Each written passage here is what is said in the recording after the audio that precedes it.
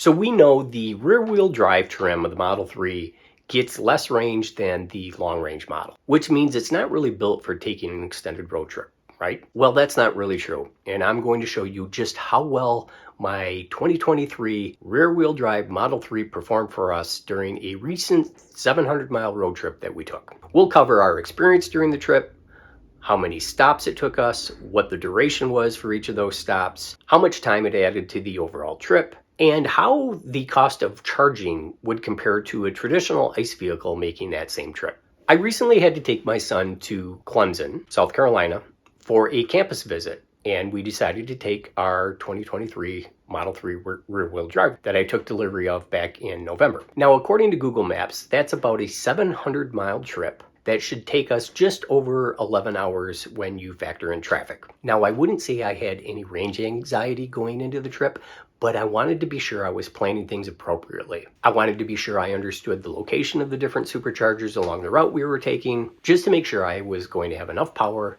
enough energy to get me to each of these stops. Prior to the trip, I used Google Maps to help me understand the route that it was suggesting, and I was going to use that information to audit what the Tesla navigation system would tell me during the course of the trip. My primary navigation during the trip was the Tesla navigation system, and I was going to rely on the supercharging stops that it told me to take during the course of that trip. Now, I'm somewhat conservative, so I wanted to be sure that I had at least 20% remaining energy when I hit each of these supercharging stops. Now, to audit this, I used an application called a Better Route Planner to audit what the Tesla navigation system was telling me. That way, if Tesla Nav was pushing me a little bit farther than what I was comfortable with, I could check a Better Route Planner and stop at a supercharging station a little before the Tesla Nav was having me stop. Now, the reality was I leveraged the Tesla navigation system throughout the trip. It was spot on with the supercharging stops that it was having me stop at, and was typically having me stop when I had 20% remaining charge on my battery. Now, I'll also add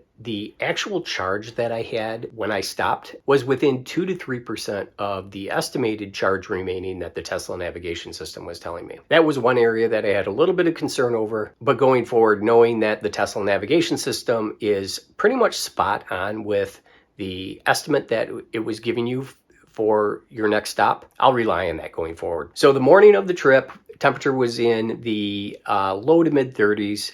I ended up preconditioning the battery while it was still connected to our home charger, so we left that morning with a 100% charge. The trip would take us through 6 different states with charging stops in 4 of those states: Ohio, Kentucky, Tennessee, and North Carolina. All in all, we had 5 charging stops during the trip. So the table I'm showing here outlines each of our stops and highlights the arrival and departure state of charge at each of those supercharging stations, as well as the duration that we charged for, the total miles we clocked from the previous stop, and the efficiency that we got during that leg of the trip. The quickest charge we had was 15 minutes and the longest was 30 minutes. And if you average it out, it's right about 22 minutes per stop. Now, I did charge slightly more than what the Tesla navigation system was having me charge to, which did add some time at each of our stops. Was this really needed? Probably not, but it did give me some peace of mind knowing I'd have plenty of charge when I got to the next stop. We had about a 1.5 to 2 hour drive between each of the supercharging stops. And while that may not seem like much, it was actually really nice.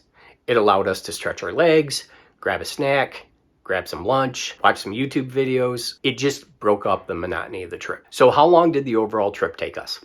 Well, Google Maps estimated it to be just over 11 hours when it factored in traffic. But keep in mind that doesn't include any other stops that we would need to make. We left at 7:30 in the morning and arrived in Clemson, South Carolina at 9:40 that evening. That's just over 14 hours, about 3 hours more than what Google Maps had estimated. We had about 2 hours in charging stops and hit some construction and traffic in the mountains of North Carolina, so that slowed us down a little bit. And then we had one other stop at a McDonald's to grab us some dinner, a sit-down dinner before we continued that last leg of our trip. So how much did we spend at each of these 5 supercharging stops? Our total cost to charge was $54.96. Now, if you compare that to a traditional ICE vehicle that gets roughly 30 miles per gallon, using an average cost of about $3.20 per gallon of gas, that would have cost us just over $74. So yeah, it was cheaper, but I was expecting it to be a whole heck of a lot cheaper. So you can expect to pay anywhere between 32 and 35 cents per kilowatt hour when you're charging at a supercharging station.